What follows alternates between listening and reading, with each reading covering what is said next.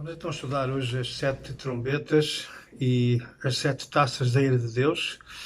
Esta é a parte crucial que fala sobre o descarregar da ira de Deus sobre a humanidade.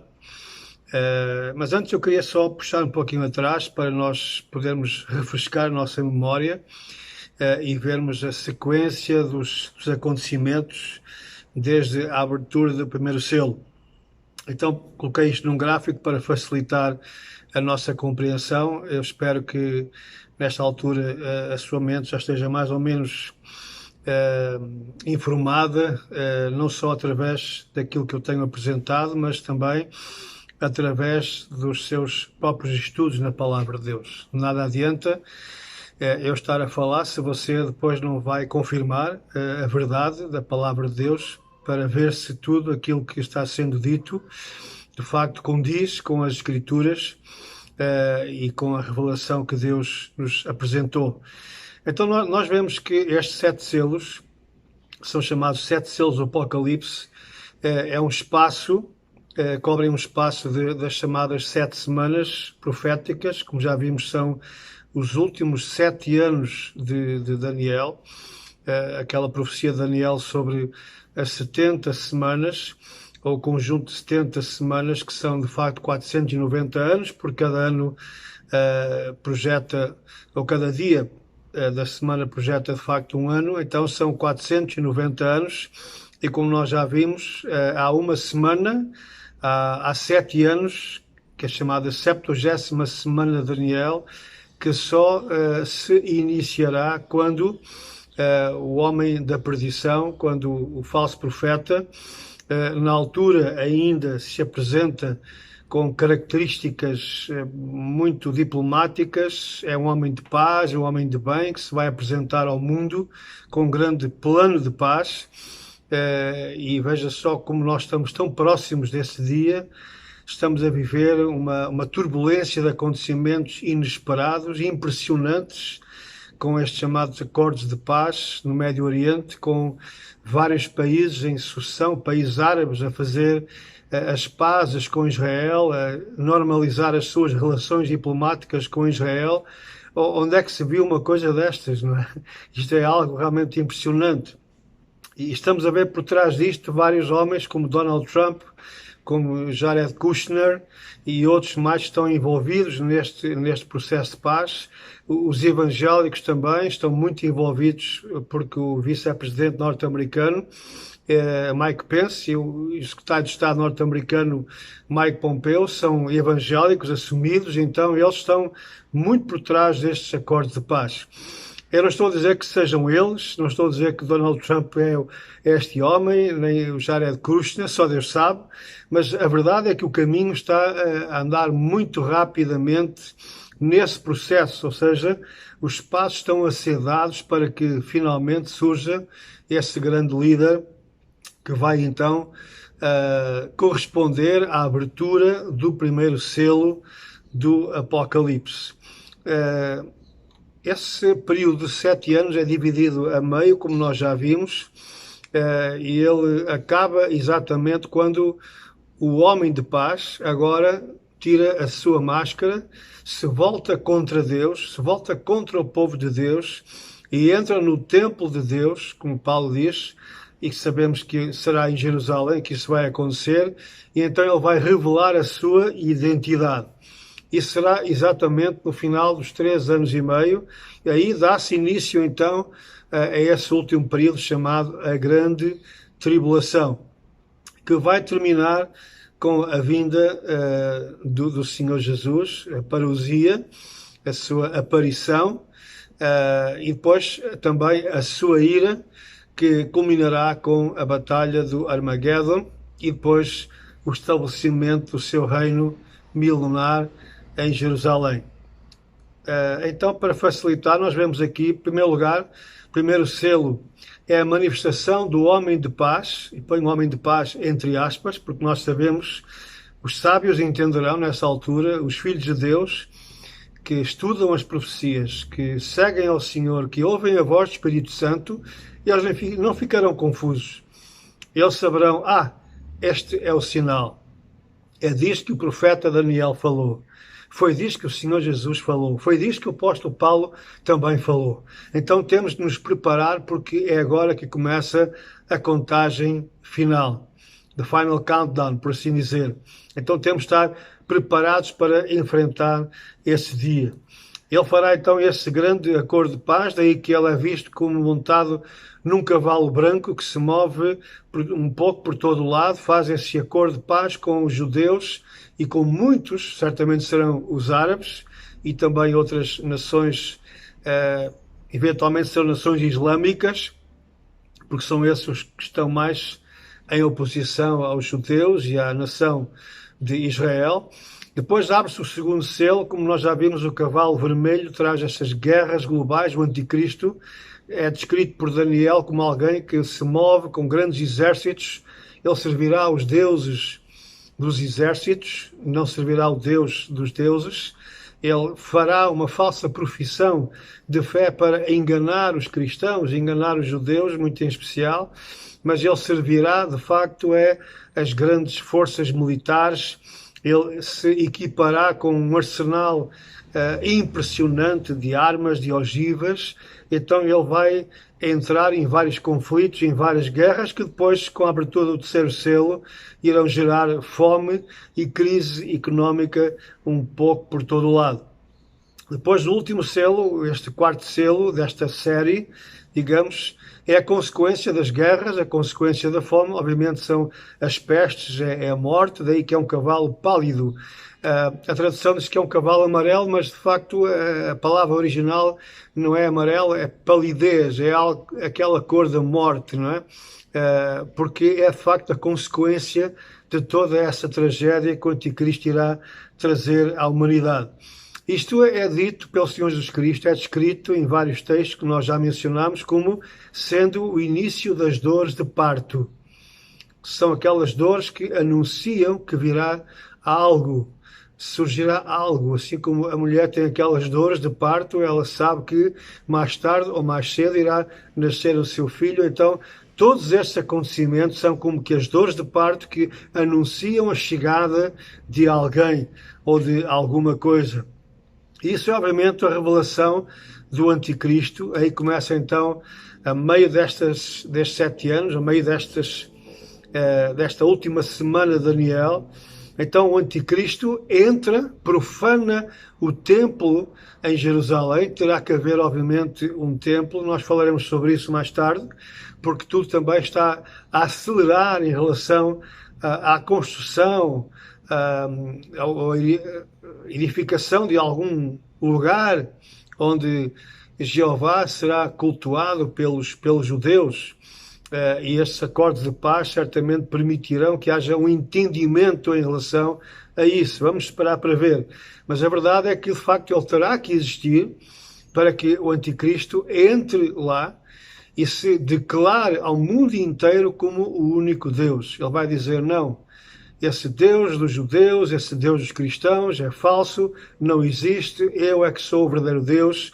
E por isso ele, assessorado pelo falso profeta, que lhe irá construir uma estátua, uma imagem que colocará dentro desse templo, portanto, abominando o templo, assim como aconteceu antes de Cristo com Antíoco e Epifânio. Também colocou uma imagem de Zeus e obrigou a que as pessoas cultuassem, e ali sacrificaram um porco. Assim também este Anticristo irá colocar uma imagem, ou será até o falso profeta que vai colocar essa imagem, que vai falar, vai fazer milagres, e então será aquilo que Jesus chama a abominação, entrando no lugar sagrado, no lugar onde não devia estar. Aí começa este período terrível, tribulação de Jacob, a grande tribulação, algo nunca visto no mundo. E logo de seguida, com a abertura do quinto selo, vemos o martírio dos cristãos, vemos a imagem nos céus dos milhões e milhões de mártires, aqueles que vieram da grande tribulação, aqueles que não aceitaram a marca da besta, mas que foram fiéis até ao fim, e muitos deles irão sofrer a morte, porque o Anticristo não vai permitir desobediência. Ele irá impor uma nova ordem mundial através do controle económico e também através do controle político, ou seja, não haverá possibilidade de alguém escapar. Quem desobedecer passará pela morte. Daí que esta visão é impressionante. Os mártires estão clamando: Senhor, até quando? O Senhor diz: mais um pouco, até que o número dos vossos irmãos se complete, ou seja, até que a igreja fique completa. Depois vemos a abertura do 6º selo, que é o final deste período da grande tribulação, quando então irrompe o grande sinal. É a tal resposta à pergunta que nós já fizemos, ou já mencionámos várias vezes, que os discípulos fizeram: Senhor, qual será o sinal da tua vinda?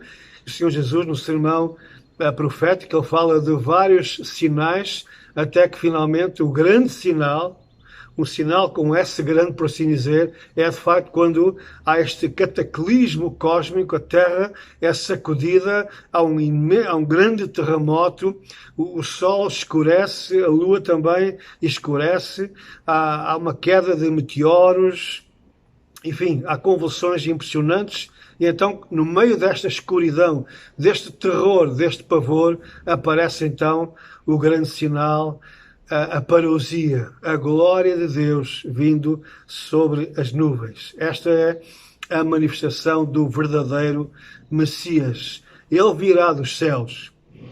Ao contrário do anticristo, do falso Messias, aquele que se tenta colocar no lugar de Cristo, esse virá da terra, esse será coroado pelos homens, será aplaudido, será entronizado pela raça humana.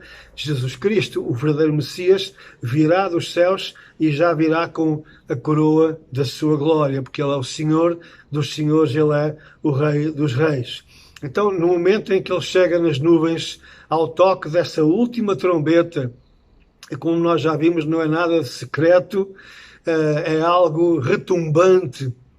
O apóstolo fala sobre este alarido causado, provocado pelas trombetas, por este soar da última trombeta que o mundo inteiro ouvirá e que levará a que os mortos em Cristo sejam ressuscitados e aqueles que estiverem vivos ainda, os crentes, os fiéis em Cristo, talvez alguns de nós, se calhar, não sei, só o Senhor sabe, irão ser instantaneamente transformados e então nós seremos arrebatados, seremos recolhidos à presença do Senhor nas nuvens. E depois então abre-se, depois que nós já estamos na presença do Senhor, então abre-se o 7º selo. E é impressionante porque a abertura deste 7º selo mostra que há uma mudança completa. Ao lermos o texto bíblico, no Apocalipse capítulo 8, diz assim: havendo aberto o 7º selo, fez-se silêncio no céu por quase meia hora.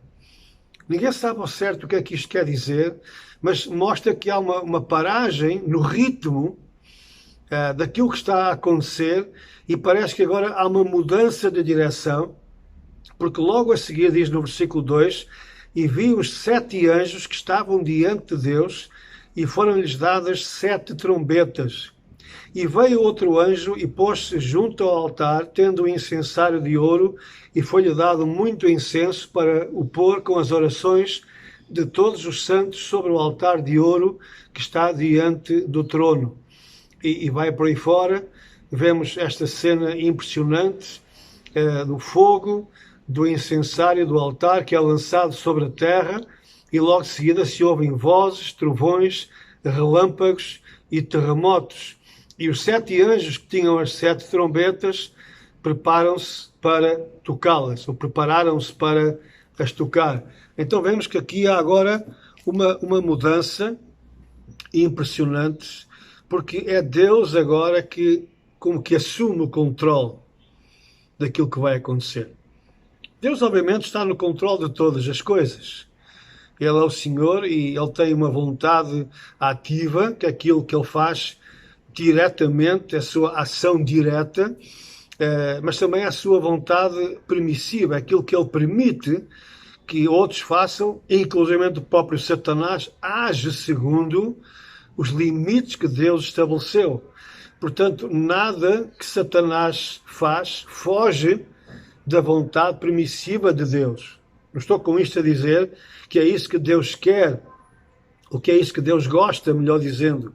Não, Deus permite que isso aconteça para que os seus planos sejam concretizados.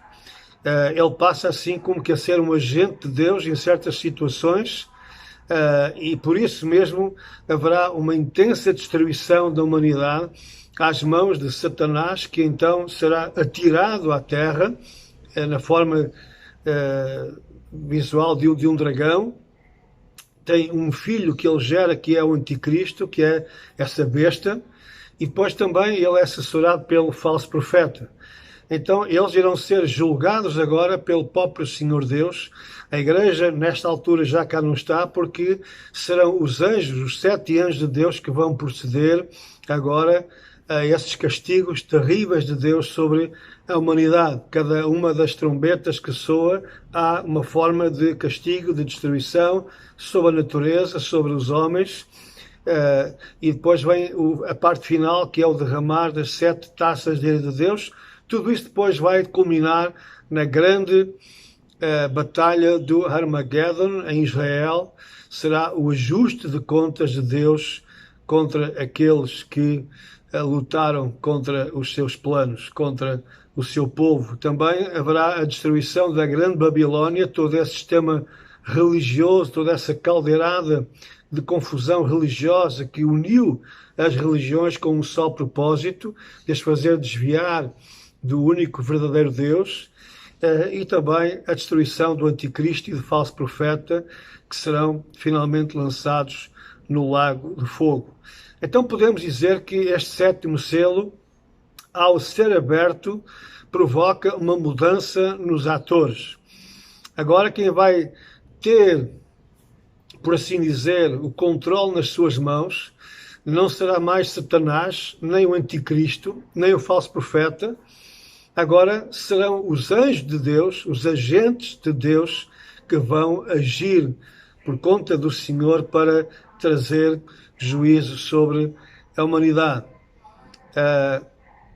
Então esta ira de Deus sobre a humanidade inicia-se nesta altura, quando o Senhor vem, liberta a sua igreja e então passa a ser um tempo terrível da ira do Senhor. Gera pânico em toda a humanidade, como nós já vimos, porque as pessoas foram informadas, elas foram avisadas, mas à semelhança dos dias de Noé, as pessoas fazem troça, vivem indiferentes, não querem saber, e infelizmente também muitos frequentadores de igrejas também, infelizmente, ficaram para trás, porque também desprezaram, fizeram troça, tornaram-se completamente o joio no meio do trigo, e agora não há mais oportunidade para essas pessoas. O profeta Jeremias diz: eis que saiu com indignação a tempestade do Senhor, e uma tempestade penosa cairá cruelmente sobre a cabeça dos ímpios. Não se desviará a ira do Senhor até que execute e cumpra os desígnios do seu coração. Nos últimos dias entendereis isso claramente. Eu, às vezes, ouço algumas pessoas, até pessoas com alguma responsabilidade, pastores e pregadores, dizerem que se a igreja orasse e jejuasse de tal forma que pudéssemos ser ouvidos pelo Senhor, talvez Deus já não cumprisse estes seus propósitos. Então vamos buscar o exemplo de Abraão, quando Abraão intercedeu para que o Senhor não destruísse Sodoma, porque estava ali o seu sobrinho Lot, sua mulher e suas filhas, e o Senhor condescendeu. E se houvessem ali 50 pessoas, ou até 10 pessoas justas, Deus estaria disposto a mudar os seus planos. Só que, como nós sabemos, nem 10 justos ali havia. O único justo, de facto, era Ló, mais ninguém. Então alguns acham que se nós orássemos o suficiente, se nós implorássemos, se nós buscássemos a Deus o suficiente, talvez todas estas pragas do Apocalipse não viessem a ter lugar. Mas, meus queridos irmãos, a única coisa que as nossas orações poderão fazer é adiar É levar Deus ainda a esperar mais algum tempo na sua paciência para que alguns se salvem. Mas, por outro lado, quanto mais nós orarmos, quanto mais nós fizermos a nossa parte, que é levar o Evangelho a todas as nações, mais depressa o Senhor virá. Porque diz a palavra que tudo aquilo que Ele predisse, tudo aquilo que Ele anunciou que iria fazer, Ele irá cumprir no tempo certo, no tempo de Deus. O Senhor diz, agindo eu, quem impedirá? E que o profeta Jeremias diz que não se desviará a ira do Senhor até que se execute e cumpra os desígnios do seu coração. Portanto, Deus já tem programado este acontecimento, esta série de acontecimentos. Isto vai acontecer. Isto não é algo simbólico, nem é algo que já aconteceu, como dizem alguns, com a destruição do segundo templo em Jerusalém no ano 70. Isso é falso, isso é uma heresia mesmo, porque isto que irá acontecer ultrapassa de longe o sofrimento causado pela destruição do segundo templo, que foi muito grande. Mais de 1 milhão de judeus morreram, mas só o Holocausto, com 6 milhões de judeus, ultrapassa de longe tudo isso. A Segunda Guerra Mundial, com 50 milhões de mortos. Aquilo que aconteceu na ex-União Soviética com Stalin e por aí fora. Portanto, aquilo que virá é aquilo que está nos desígnios do Senhor, é o que está planeado pelo Senhor. E por isso é que o profeta diz, nos últimos dias, entendereis isso claramente. Nós, os que damos atenção às palavras do Senhor, às Escrituras Sagradas, nós percebemos que estamos realmente a caminhar para esses dias em que o Senhor irá finalmente descarregar a sua ira sobre a humanidade. Porque os sinais são bem claros. Só não vê quem não quer. Isto, nada aconteceu como nos dias de hoje. Eu gostava agora de chamar a vossa atenção para algo que é muito importante e que para mim é um estudo pessoalmente muito enriquecedor, que é a comparação entre aquilo que se passou com o povo de Israel, com o povo de Deus no Egito, e aquilo que se passará nos últimos dias com o povo de Deus neste Egito, que é o mundo. Há uma inteira ligação, perfeita ligação. Ou seja, aquilo que aconteceu com o povo eleito de Deus, a nação de Deus, a nação de Israel, lá no Egito até a sua libertação, vai se repetir tal e qual com esta última geração de crentes, de salvos, de cristãos, que enfrentarão também a ira do anticristo. E vamos fazer aqui algumas comparações, porque elas são de veras enriquecedoras. Vemos, de facto, que o Apocalipse será o Êxodo revisitado.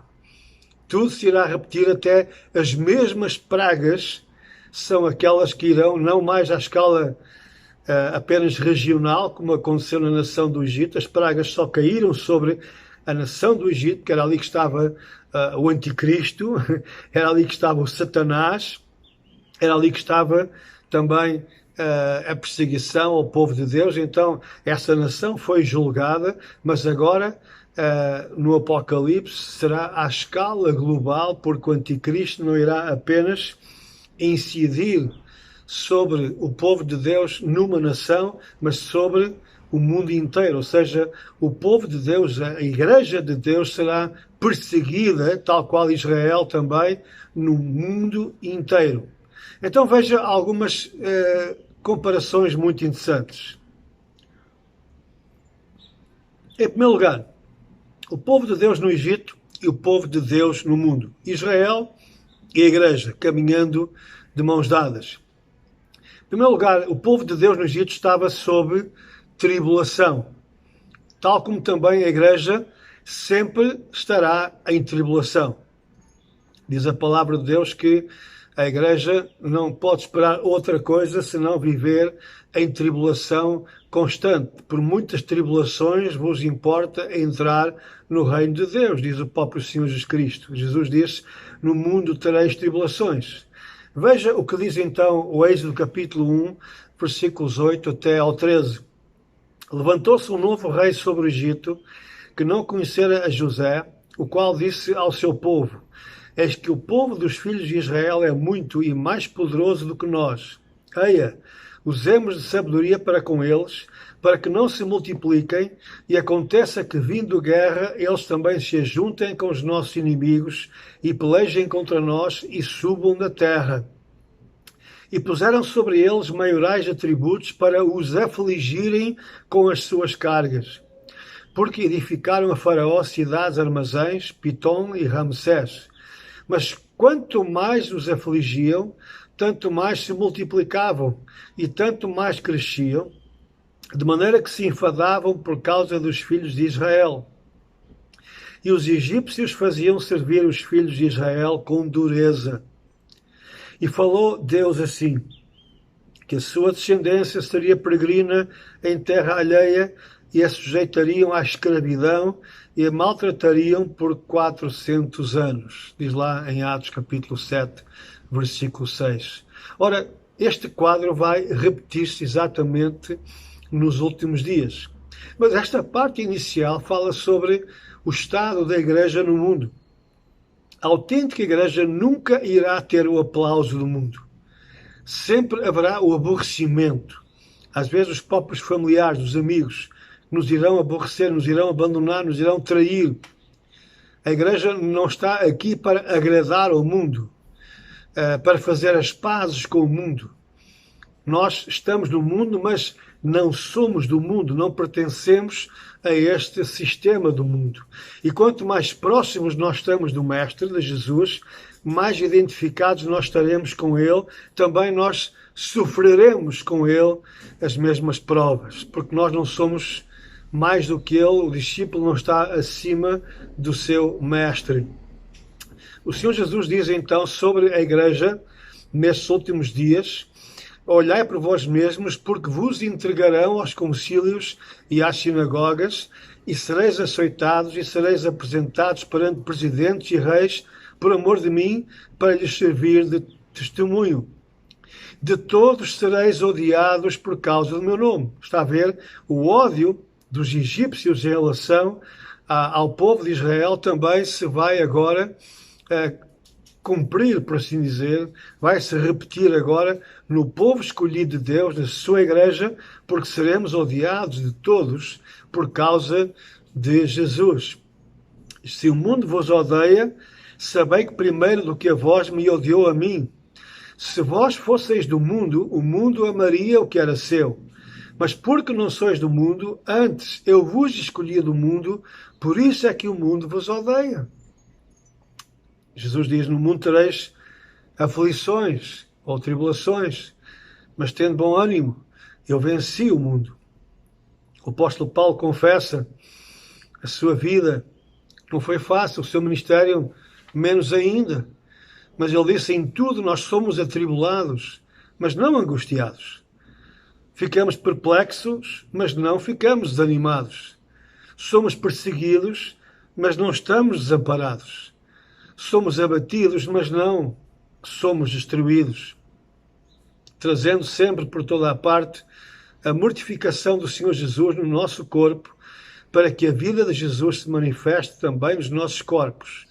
E assim nós que vivemos, estamos sempre entregues à morte por amor de Jesus, para que a vida de Jesus se manifeste também na nossa carne mortal. Nós podemos então ligar toda esta situação presente da Igreja às tribulações que os filhos de Deus podem esperar. Mas, voltando agora para o Egito, depois das tribulações que eles já estavam a enfrentar, vem então aquilo que eu chamo a grande tribulação, que é algo ainda bem pior. E vemos exatamente no capítulo 1 de Êxodo, versículo 14, diz que assim a eles, aos israelitas, lhes fizeram amargar a vida com dura servidão, em barro e em tijolos, e com todo o trabalho no campo, com todo o seu serviço, em que os obrigavam com dureza.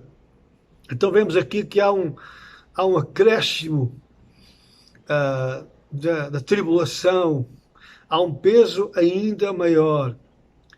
Eles fizeram-lhes a vida negra, por assim dizer, fizeram amargar a vida daqueles israelitas, que tiveram de trabalhar horas a fio por dia, pouco descansavam, pouco se alimentavam.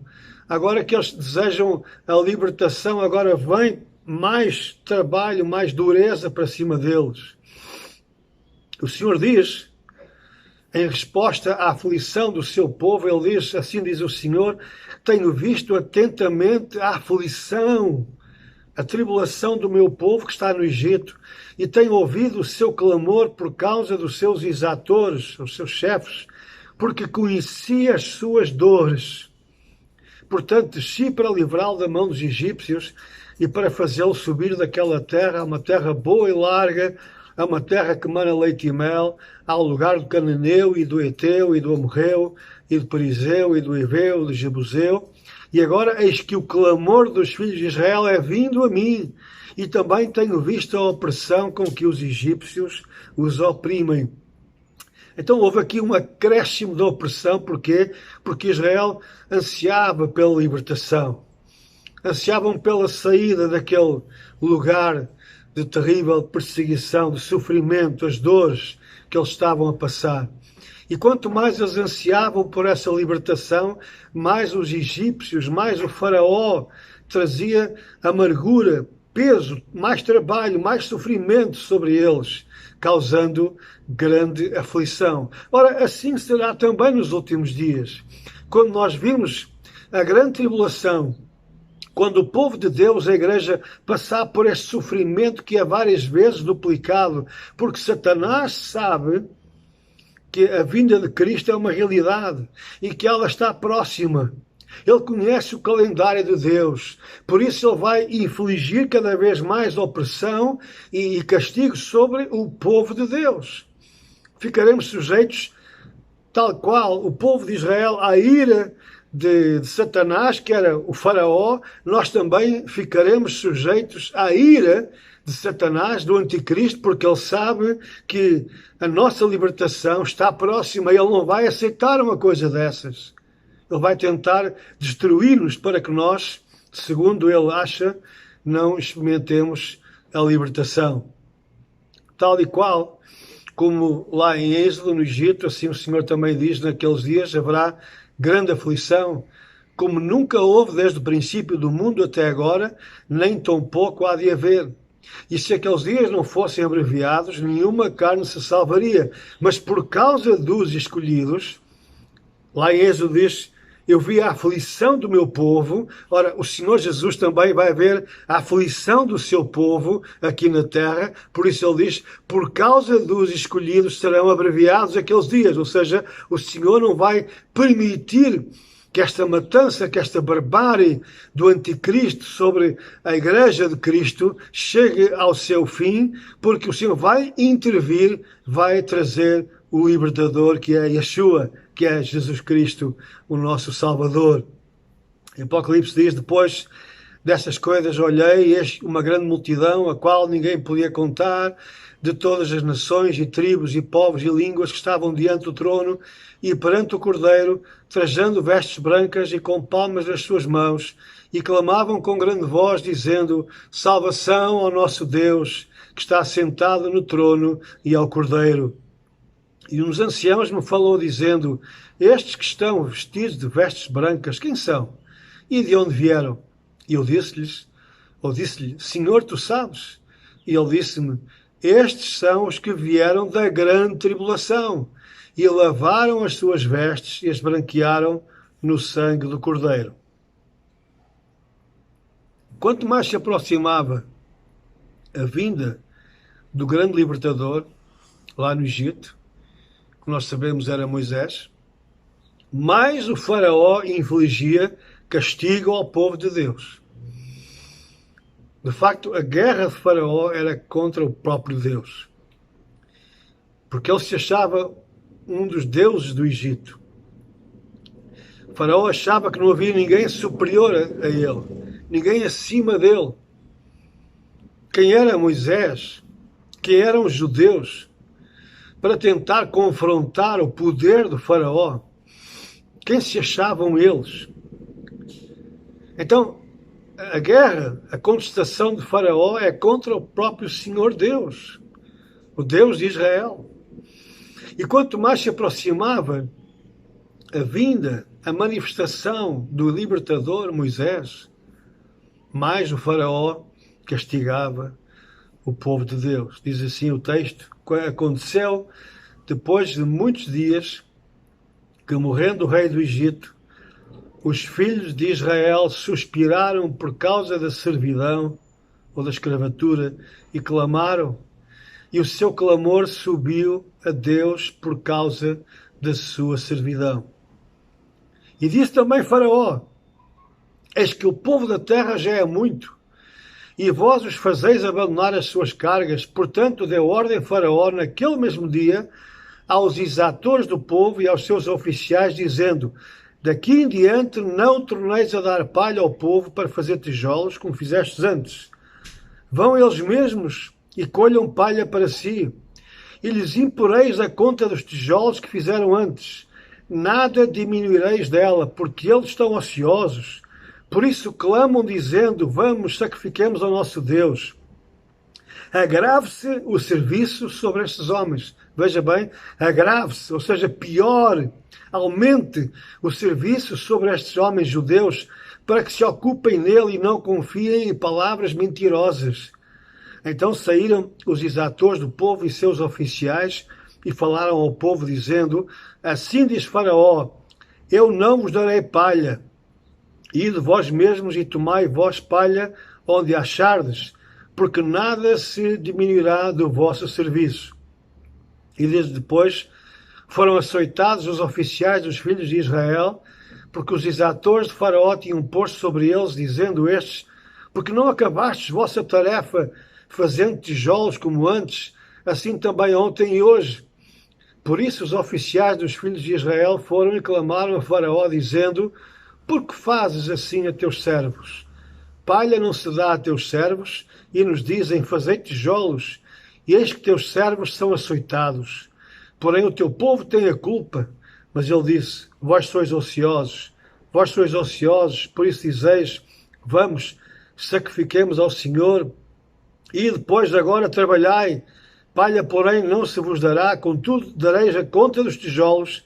Então os oficiais dos filhos de Israel viram-se em aflição, viram-se em tribulação, porquanto se dizia: nada diminuireis de vossos tijolos da tarefa do dia no seu dia.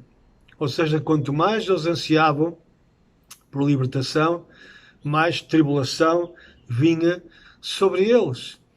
Tal qual acontecerá nos últimos dias. Quanto mais se aproxima a vinda de Cristo, mais furioso o diabo ficará com a igreja.